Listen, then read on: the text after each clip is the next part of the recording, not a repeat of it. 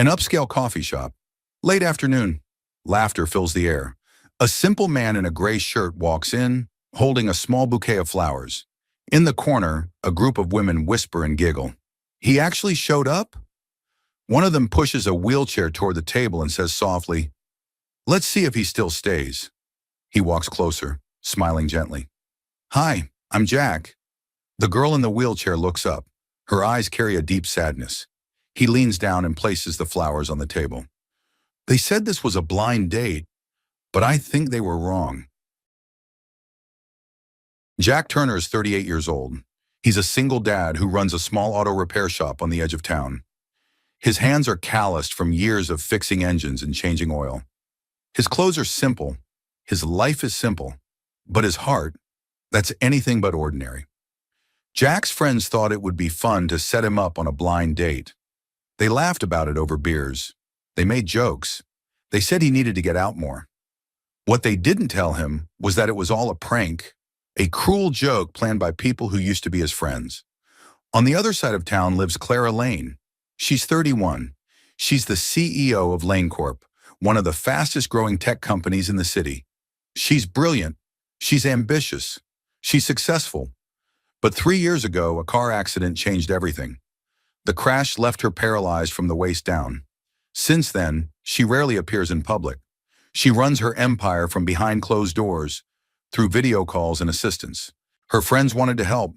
They said she needed to get out, to feel normal again. So they convinced her to go on a blind date. They promised it would be fun. They promised it would be safe. What they didn't tell her was that they wanted to test if anyone could see past the wheelchair. Jack has a daughter. Her name is Ella. She's 9 years old. She has her mother's bright eyes and her father's gentle spirit. Jack's wife passed away when Ella was just 3. Since then, it's been just the two of them against the world. Ella is wise beyond her years. She once told her father something he never forgot. "Don't laugh at anyone who's different, Daddy. Being different doesn't mean being less." Those words live in Jack's heart every single day. Before he left for the date, Ella gave him something. It was a handkerchief she had embroidered herself. The stitches were crooked, but the message was clear. Strong hearts walk farther. Jack folded it carefully and put it in his pocket. Now, standing in this upscale coffee shop, Jack feels out of place. The marble floors shine. The furniture is expensive. Everyone here looks like they belong. Everyone except him. But he came here for a reason. Someone needed to show up for this date. Someone needed to be kind. Clara sits in her wheelchair near the window. She watches people walk by outside. She sees couples holding hands. She sees children running. She sees a world that keeps moving while she feels stuck. Her so-called friends sit at a nearby table. They watch. They wait. They want to see what happens when Jack realizes the truth. One of them whispers loud enough for Clara to hear, "This should be interesting." Clara closes her eyes. She knows this was a mistake. She should have stayed home. She should have known better than to trust them. But then the door opens. Jack walks in with his gray shirt and his small bouquet of flowers. He looks nervous. He looks around the room, and then he sees her. For a moment, time stops. Clara waits for the disappointment to cross his face. She waits for him to turn around and leave. She waits for the humiliation. But it doesn't come. Instead, Jack smiles. A real smile. A kind smile. He walks straight toward her. Jack reaches the table and sets down the flowers gently. "Hi, I'm Jack." Clara looks up at him, searching his face for pity, for fake politeness, for anything that would confirm what she already believes, that this is just another joke. "I'm Clara," she says quietly. Jack pulls out the chair across from her and sits down. He doesn't hesitate. He doesn't glance at the wheelchair. He just looks at her. Really looks at her. At the table nearby, her friends nudge each other. One of them pulls out her phone and starts recording. They're waiting for the moment Jack makes an excuse and leaves. But Jack stays. "So," he says, his voice warm, "my friends told me this was a blind date. I'm guessing your friends did the same?" Clara nods slowly. "Something like that." "Well," Jack says with a grin, "I hope they gave you better information than they gave me. I showed up thinking we were meeting at a diner. Took me 20 minutes to realize this place doesn't serve burgers. Despite herself, Clara lets out a small laugh. It's the first genuine laugh she's had in weeks. From the corner, someone giggles. One of Clara's friends leans toward another and whispers just loud enough. She's in a wheelchair. Let's see how long he lasts. Clara hears it. Her smile fades. She looks down at her hands. You don't have to stay, she says quietly. They were just trying to be funny. Jack's expression doesn't change. He leans forward slightly.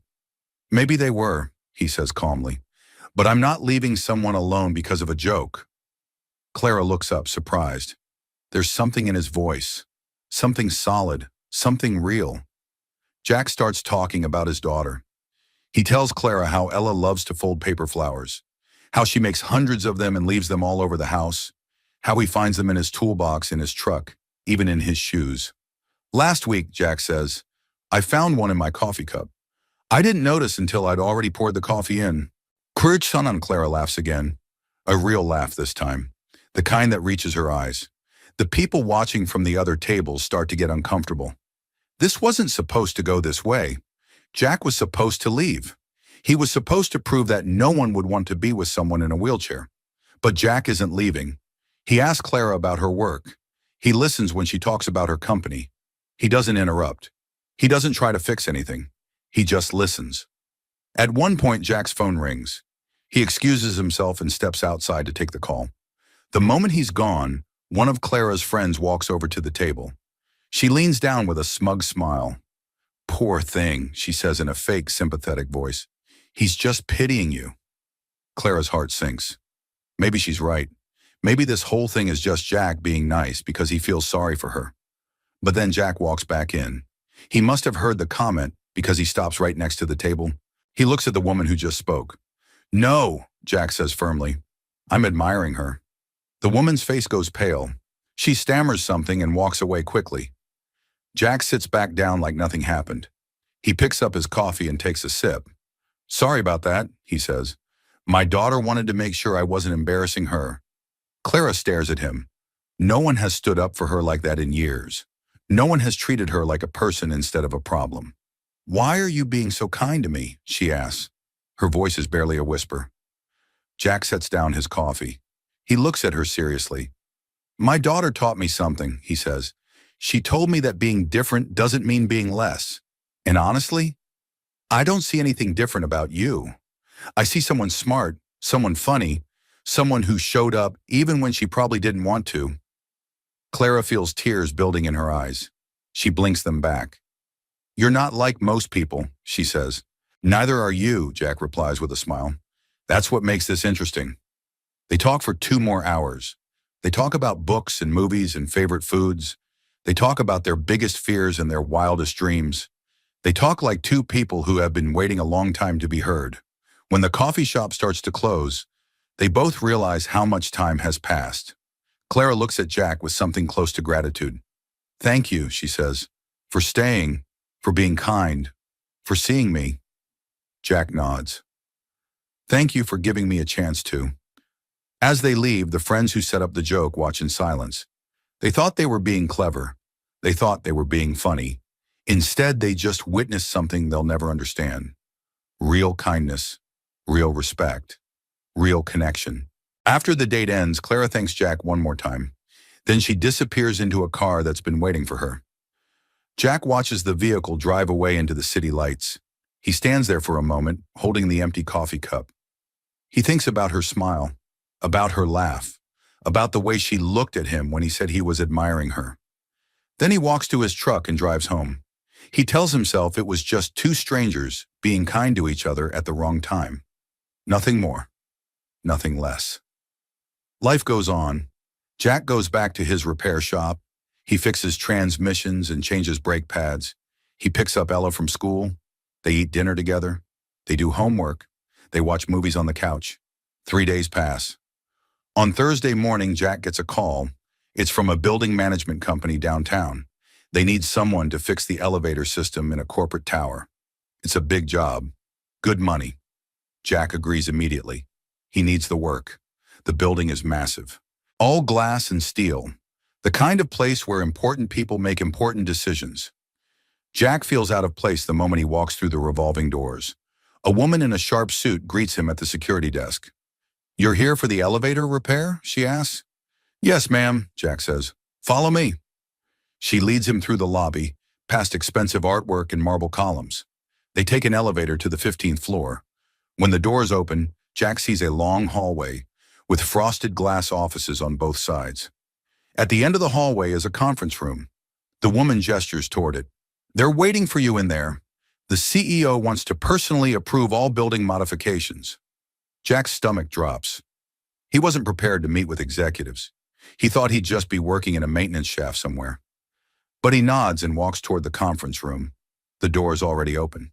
Inside, a long table is surrounded by people in business attire. Lawyers, managers, board members. Everyone looks expensive. Everyone looks important. And at the head of the table, in a wheelchair, sits Clara. Jack freezes in the doorway. Clara looks up. For a moment, neither of them speaks. The room goes silent. Everyone turns to look at Jack, then at Clara, then back at Jack. One of the board members leans over and whispers to another, "That's the CEO." Jack's mind races. CEO? The woman from the coffee shop? The woman he thought was just someone's friend playing a cruel joke? Clara's wearing a tailored gray suit. Her hair is pulled back. She looks powerful, professional, completely different from the vulnerable woman he met days ago. But her eyes are the same. Kind, searching, real.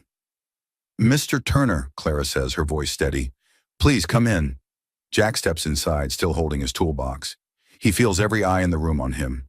He must look ridiculous. Work boots, stained jeans, a company shirt with his name stitched on the pocket. Clara gestures to an empty chair. "Please sit." Jack sits down slowly. He sets his toolbox on the floor. Clara looks around the table at her executives. Then she looks back at Jack. "Ladies and gentlemen," she says, "this is Jack Turner. We met a few days ago." Murmurs ripple through the room. Clara continues. Her voice is calm but firm. "Mr. Turner treated me like a person, not like a CEO, not like someone to pity, not like someone to fix. He treated me with dignity and respect, something I haven't experienced in a very long time." Jack doesn't know what to say. He just sits there listening. One of the executives clears his throat. "Ms. Lane, with all due respect, what does this have to do with the elevator repair?" Clara smiles slightly. "Everything." She wheels herself closer to the table and pulls out a folder. "For the past 6 months," Clara says, "we've been developing a new initiative, a humanitarian project focused on accessibility and dignity for people with disabilities. We've been searching for someone to lead it, someone who understands what dignity actually means." She looks directly at Jack. "I want Mr. Turner to lead this project." The room erupts. Executives start talking over each other. Some are shocked, some are confused. One man stands up and says, "Ms. Lane, he's a mechanic." Clara's eyes go cold. "And you're a man who just interrupted me. Which one of us is unqualified?" The man sits back down. Clara turns back to Jack. Her expression softens. "You don't have to answer now," she says, "but I'm serious. You already know what this project needs. You know how to treat people like they matter. That's more valuable than any degree or title." Jack finally finds his voice. "I don't understand. Why me?" Clara wheels closer to him. She speaks quietly, but everyone in the room can hear. "Because 3 days ago, you saw me, not my wheelchair. Not my disability, not my company, just me. And you chose kindness when everyone else chose cruelty." Jack thinks about Ella, about the handkerchief in his pocket, about the lessons his daughter has taught him. "Strong hearts walk farther," he says quietly. Clara's eyes widen. "What?" Jack pulls out the handkerchief and shows her. The crooked stitching, the simple message. "My daughter made this," he says. "She reminds me every day that being kind isn't weakness. It's strength." Clara stares at the handkerchief. Then she looks back at Jack with tears in her eyes. "Your daughter is right," she says, "and so are you." The board members watch in stunned silence. This wasn't what they expected. This wasn't how corporate meetings are supposed to go. But Clara doesn't care. She's the CEO. She makes the decisions. "Mr. Turner," she says formally, "will you consider my offer?" Jack looks around the room, at all the powerful people, at the expensive suits and the judgmental faces. Then he looks back at Clara, at the woman who showed up to a cruel joke and stayed anyway, at the person who built an empire from a wheelchair. "Yes," Jack says, "I'll consider it." Clara smiles, a real smile, the kind that reaches her eyes. "Good," she says. "Then let's start with fixing those elevators. After that, we'll change the world." The story spreads like wildfire. Someone at the coffee shop recorded the whole blind date on their phone. They posted it online thinking it would be funny. They wanted people to laugh at the awkward mechanic trying to impress a woman in a wheelchair. But the internet saw something different. They saw kindness. They saw respect. They saw a man treating a woman like a human being instead of a problem to solve. The video goes viral. Millions of views in 24 hours. Then someone recognizes Clara. They realize she's not just any woman. She's the CEO of Lane Corp, one of the most powerful people in the tech industry. The news picks up the story. Major outlets, local channels, international press. CEO promotes mechanic after viral blind date. From coffee shop to boardroom, a story of dignity. Single dad shows corporate world what leadership really means. Jack's phone doesn't stop ringing. Reporters want interviews. Talk shows want him as a guest. His repair shop is suddenly flooded with customers who want to support him. His old customers tell everyone they know. "I've been going to Jack for years," they say proudly. "He's always been this way." The local news runs a feature story on his shop. They interview his neighbors, his daughter's teachers. Everyone has something good to say, but the most interesting calls come from the people who set up the blind date. Clara's so-called friends start reaching out. They send messages, they try to call, they want to apologize, some send flowers, some send gifts. All of them want forgiveness. One of them shows up at Jack's shop in person. It's the woman who said Jack was just pitying Clara. She stands in the doorway, looking ashamed. Her eyes are red. She's been crying. "I'm sorry," she says. "We thought we were being funny. We didn't think." Jack wipes his hands on a rag. He doesn't look angry, just disappointed. "You didn't think what? That she deserved respect? That she was a real person with real feelings?" The woman looks down at her expensive shoes. "We were wrong. We were so wrong." "Yes," Jack says quietly. "You were." She leaves without another word. Jack watches her go. He doesn't feel satisfaction. He just feels sad that it took a viral video for people to understand basic kindness. The community response is overwhelming. People who used to ignore Jack now stop him on the street to shake his hand. Parents point him out to their children as an example of what a good person looks like. Even the mayor mentions him in a speech about community values. But the best moment comes 3 weeks after the viral video. Jack is at home with Ella when there's a knock on the door. He opens it to find Clara on his doorstep. She's in her wheelchair, smiling. "Hi," she says. "I hope I'm not interrupting."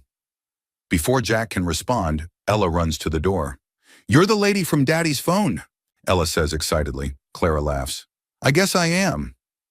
Ella kneels down to Clara's level. "Did my daddy make you smile?" Clara looks at Jack, then back at Ella. "Your daddy reminded me that I still can." Ella grins. "That's because he has a strong heart. Strong hearts walk farther. I taught him that."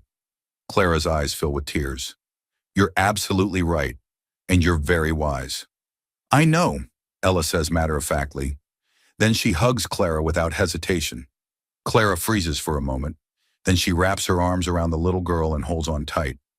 She can't remember the last time someone hugged her without treating her like she might break. Jack watches from the doorway. His heart feels full. That evening, the three of them sit in Jack's backyard. They eat pizza, they laugh, they tell stories. Ella falls asleep on Clara's lap. Clara looks down at the little girl, then up at Jack. "Thank you," she whispers. "For what?" Jack asks. "For seeing me," Clara says. "For staying. For teaching your daughter to be kind." Jack smiles. "She taught me first." 1 year later, Jack stands outside a beautiful building with large windows and accessible ramps. The sign above the entrance reads, Lane Foundation, Center for Dignity and Independence. Ella holds his hand. She's 10 now, taller, still wise beyond her years. Are you nervous, Daddy? She asks. A little, Jack admits. Don't be, Ella says. You're good at this. She's right. Over the past year, Jack has led the humanitarian project. He's helped design accessible housing. He's created job training programs for people with disabilities. He's changed hundreds of lives. But today is special. Today is the grand opening. Inside, the building is filled with people, families, community leaders, people in wheelchairs, people with canes, people with service dogs. Everyone is welcome here. Jack sees Clara near the front of the room. She's standing. Actually standing. She's wearing prosthetic legs. She's worked for months in physical therapy to get to this point. She still uses her wheelchair most days, but today she wanted to stand. When she sees Jack and Ella, her face lights up. She walks slowly toward them. Each step is deliberate, careful, but confident. Ella runs to her. You're walking. Clara kneels down carefully and hugs Ella. I am, because someone taught me that strength doesn't mean giving up. She looks up at Jack. Thank you for everything. Jack helps her back to her feet. I didn't do anything special. I just showed up. That's exactly what made it special, Clara says. The ceremony begins. Clara gives a speech. She talks about dignity, about respect, about second chances. A year ago, she says, I sat in a coffee shop waiting for humiliation. What I found instead was hope. One man showed me that kindness isn't pity, it's power, and that power can change the world. She gestures to Jack. This man didn't see a CEO. He didn't see a wheelchair. He saw a person. And because of that, hundreds of people now have a place where they're seen too. The crowd applauds. Jack feels his face getting hot. He's not used to this kind of attention. After the ceremony, the three of them walk to a nearby lake. Clara uses her wheelchair now. She's tired from standing, but happy. They sit by the water. The sun is setting. The sky is painted orange and gold. Clara looks down at her prosthetic legs. The metal catches the light. It shines like hope, like possibility, like a second chance at life. They thought they were making fun of me, Jack says quietly, but life was setting up something far better. Clara reaches over and takes his hand. Ella takes Clara's other hand. They sit together as the sun disappears below the horizon. Three people who were broken in different ways. Three people who found each other when they needed it most. Three people who proved that kindness can rewrite destiny. Subscribe if you believe kindness can rewrite destiny.